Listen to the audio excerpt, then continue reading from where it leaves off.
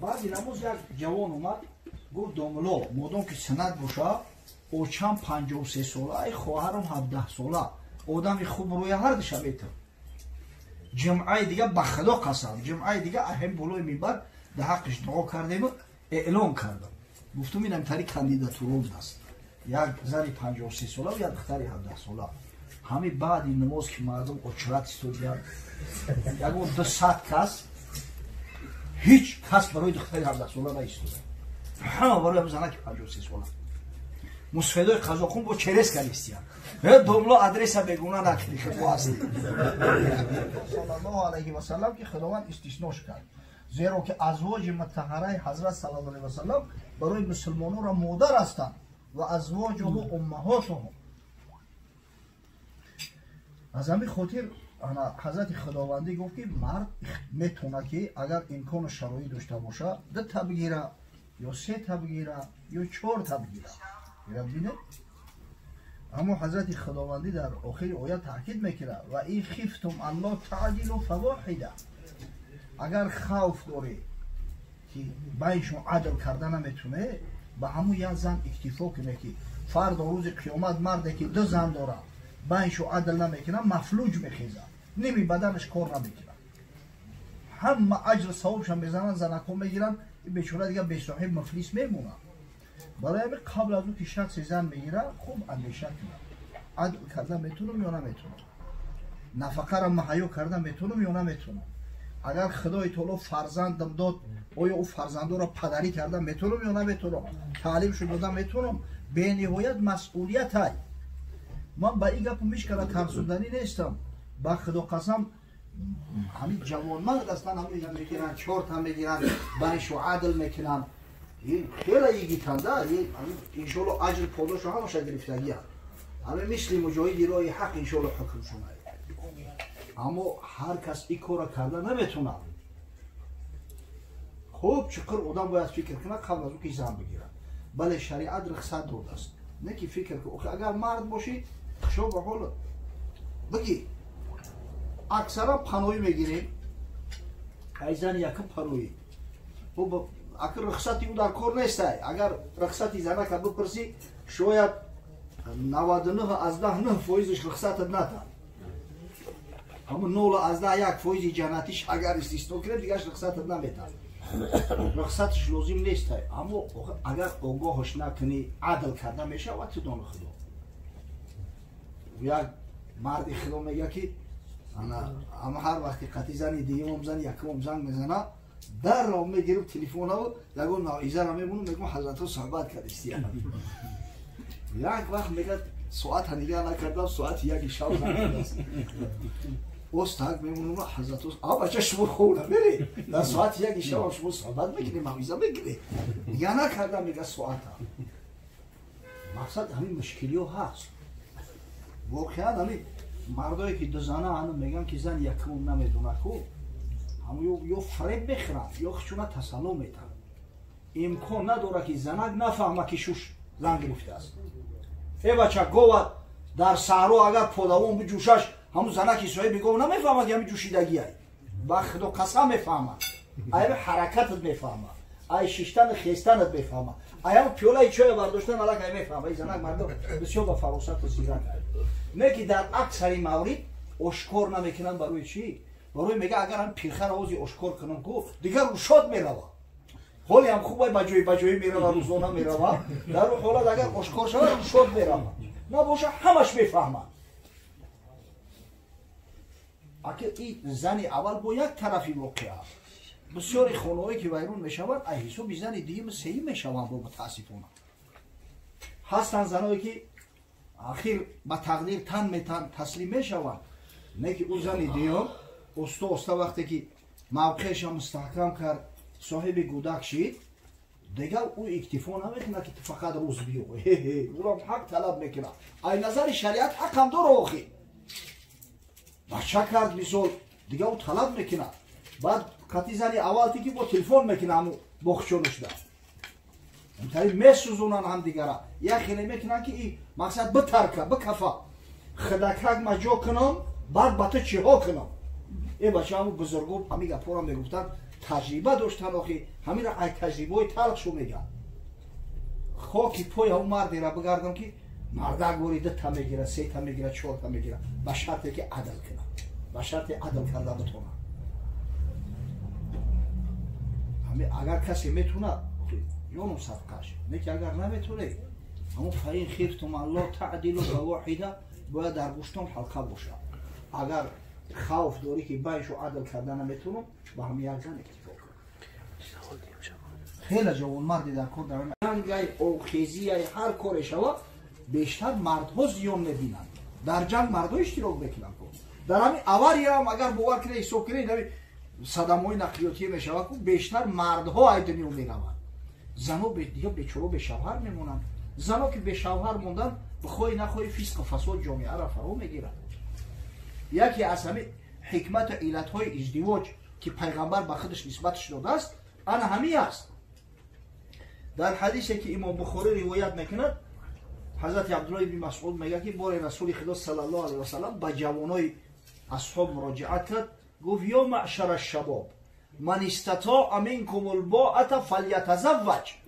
ای گروه جوانا هر کسی از شما امکان شرایط زن گرفتن داره فلیتزوج لام امر حتما باید زن بگیرد فانه اغض للبصر زیرا که همین نکاح اولا چشم از نظر حرام باز می‌دارد و احسن للفرج ثانیا انسان از زنا می‌قپه فرج انسان از زنا نگه می‌دارد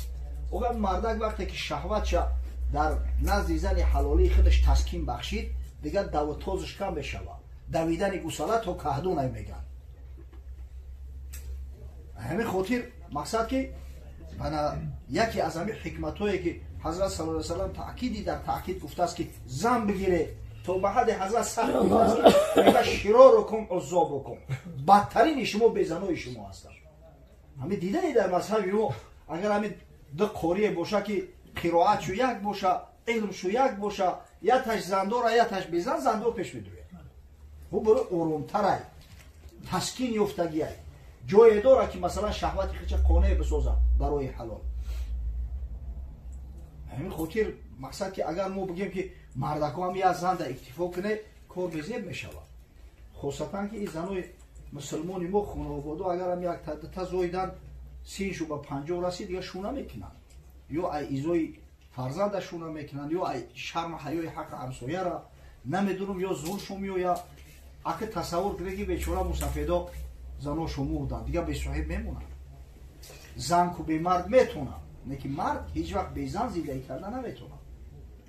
مقصد فقط آغوش گرفتن نیست همون یک فشفشه که مرد قطعی کمپیرش میکنه به خدا ای دنیا و تمام اینوش نعمت دنیا بالاتره ایرا تا 30 سال به جای نرسه نمیفهمید این جمعیت داده مسافر میوه خونهشو کمپیر یوچتون کو هم فرزند نواسه و همه ششتگی کمپیر یوچتو کو بعضی چیزی هستن که مردک فقط بزنی خودش گفته میتونه آخی نه با دختر گفته میشوه نه با پسر گفته میشوه همین خاطر بفهمه همین را یا او مردی بود میکنه که وقتی این کار شرایط داره زن میگیره همین زن پس که کلا کشته یک کنه آخی یه روز نه یک با کار میو یک خدا بکشم در پیش پای کمپیرم بکشم آخی ها توغری در پیش پای کمپیرت بکشم اجل در دستی پروردگارای مقدرای رفته و کمپیرت پیش ایتو مرد به صاحب میمونی در مسجد جمعه قزاقان سالای والله علم 2009 بود همین موضوع دارم گپ زدم بسیار مردم دعوت کردم تاکید شو کردم که ای بچه‌ها اشتما در سر تو بگیری شاید اون کمپیوتر مادرات و اشما شرم میدارن سنت است که وقتی مرد مرد بعد گذشتن عیده زنک شو کنه سنت است وقتی که زن مرد آخر مردک و 4 تا حق داره نگاه نکنه که سالی او کمپیوتر اوچتو نمیتن در زن بته همین موضوع در جدی گپ زدم بعد نماز یک جوان اومد گفت داملا مادام که سنت باشه اوچم 53 ساله ای خواهرم 17 ساله آدم خوب روی هر دشه بیتر جمعه دیگه به خدا قسم جمعه دیگه اهم بالای منبر در حقش دعا کردیم اعلان کردم گفتم اینم طریق کاندیداتور است یک زنی 53 ساله و یک دختری 17 ساله همین بعد این نماز که مردم اچرت استودیان یکو 200 کس هیچ کس برای دختری 17 ساله نیستوده همه برای هم زنک 53 ساله مسفیدای قزاقون با چرس کلیستیان دوملا آدرس بگونه نکردی خب هستی حسابی چی؟ حسابی یعنی خدا بکشم در پیش باید کپیرم بکشم او وقتی 30 سالش به جایی رسید دیگه زوری اون به دختری بکیره نرسه و این یوشو نرسه همین اکثر در طلب اینمی زنهای ای 35-40 بالاتره همون این زنها دیگه نادیر میشون کم شو میکنن یفتنشو قینه ریم باز میگم که همین مرده که غیرت دوره و عدل کرده میتونه خشو به حالش بگیره مردک شود رزق روزید انشالله توسط الله اگر زن بگیری اگر زن گرفتی ننگ و ناموس و زیوترک میشود دیگه تنبالی و یه سلطی ورا تربیه کنی خیلی مهم است و برای مهر زن فرضه نفقه زن فرضه با جای خوب تأمین کردن زن فرضه شرط خونه شخصی باشه همین کوارتیر هم که باشه باید حتما برای زنک یک جای خوب مهیا و آماده کنی انشالله همین کسایی که امکان و شرایط دارن هست که آوازی گودک که برمد در تلفن میگه بخشون مایو پره شدید شما ای ترس نگفت که گودک باید نیست واقع پنهان کردن توبه کرد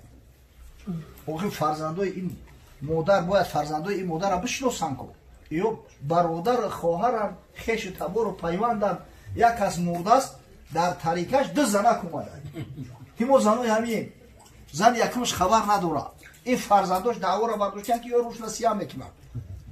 عجیب که با بچه‌اش و خطیش اومدن همون چهره شناسا حتی میگن که همین کپی هم رحمتی هم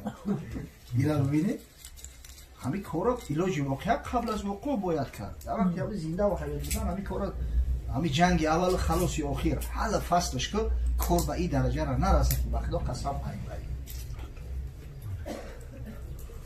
خدا حفظ کنه و پروردگار جوانا را غیرت شهامت شکوه بده که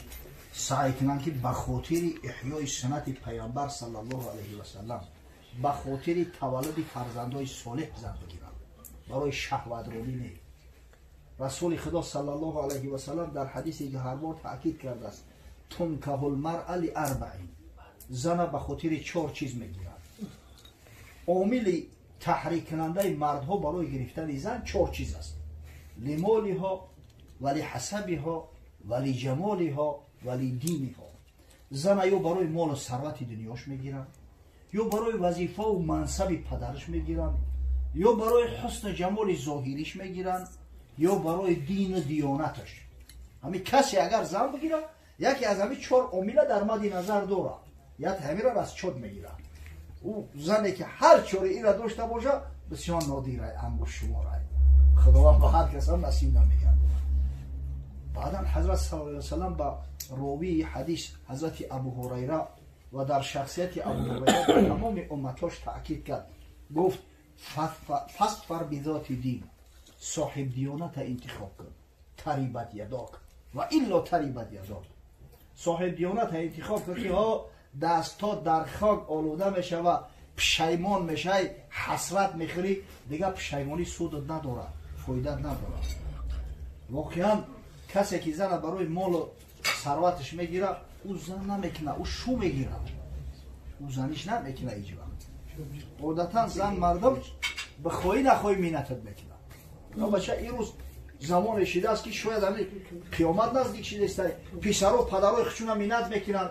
اگه پدر حق داره نه که پیسر و فرزندا پدر و مادر خشون مینت میکنن زن مینتت نمیکنه حضرت صلی الله علیه و سلم گفت اریت النار فرأیت اکثر اهلها النساء دوزخ برام نشان دادن دیدم که اکثر اهل دوزخ زنا تشکیل میکنن به کفرهن به سبب کفرشون سوالش کردن ایکفرن بالله این زنک مردم بسیار کنجکاو بشه گفتن یا رسول الله این کفر یا به نسبت پروردگار حضرت گفت یکفرن العشیر و یکفرن الاحسان بگو یا کفران نعمت شوهرو را میکنن با قدری نیکی نمیرسن کفرون یعنی نیکی را میکنن کورنمکی میکنن. لو اهدیت احداهن دهر کله ثم رأت منك شیئا قالت ما رأیت منك شیئا قط. این سخنی من نیست، سخنی پیغمبر خدا، پیغمبر صادق مصدوق است. حضرت کو اگر همی یک زن تمام دنیا را بتیش، همه مال و ثروت دنیا را بتیش، خدای نکرده یک کمبودی تا ببینه بفهمه که زن گرفته. میگه پیرخر من ایت خیر دیده گرفته. چی کرده؟ همه جا مرده که میدونی او هم چی دوره. چی کرده ایو؟ او زنک بخوی نخوی مینتت میکنه. وقتی برای مال و ثروتش گرفتی به حالت که تو شوهر کردی. یک آدم همه حساب بد نامش نمیگیره. نامش با گرفتن هم نیسته. یک زنی خودش کلون قریب همسین سالی مادر شد به خاطر دنیاش گرفته است. با خدا قسم یک کارایشی همون زنک زد سرش کپون شیخ میلیسا بگرد چی بگرد اونم رنگدان قطی همون زنک همه دید که میگریخت آخی مرگی همه جوان مرده که همه غیرت داشته باشه دیگه همه جانش در لب شود. یه روز به خونه شونه اومده است